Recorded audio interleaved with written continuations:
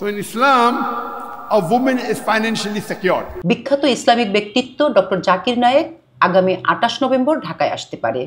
এ বিষয়ে ভারতের পররাষ্ট্র মন্ত্রণালয়ের মুখপাত্র রণধীর জয়সওয়াল বলেছেন, তাদের প্রত্যাশা যে জাকির নায়েক বাংলাদেশে এলে তাকে গ্রেফতার করে ভারতের হাতে তুলে দেওয়া হবে। বৃহস্পতিবার 30 অক্টোবর সাংবাদিকদের এক প্রশ্নের উত্তরে এমন প্রত্যাশা ব্যক্ত করেন তিনি। জয়সওয়াল বলেন, জাকির নায়েক একজন পলাতক আসামি।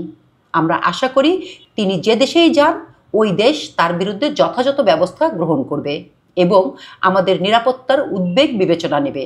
উল্লেখ, আগামী 28 থেকে 29 নভেম্বর ঢাকার স্পার্ক ইভেন্ট ম্যানেজমেন্ট নামে একটি প্রতিষ্ঠানের প্রোগ্রামে অংশ নেবেন ডক্টর জাকির নায়েক। এরপর ঢাকার বাইরে কিছু প্রোগ্রামে অংশ নিতে পারেন তিনি। ভারতের হিন্দুত্ববাদী বিজেপি সরকারের রোষানলে পড়ে 2016 সালে নিজ দেশ ছেড়ে মালয়েশিয়ায় পাড়ি জমান জাকির নায়েক। সেখানেই স্থায়ীভাবে বসবাসের অনুমতি পেয়েছেন তিনি।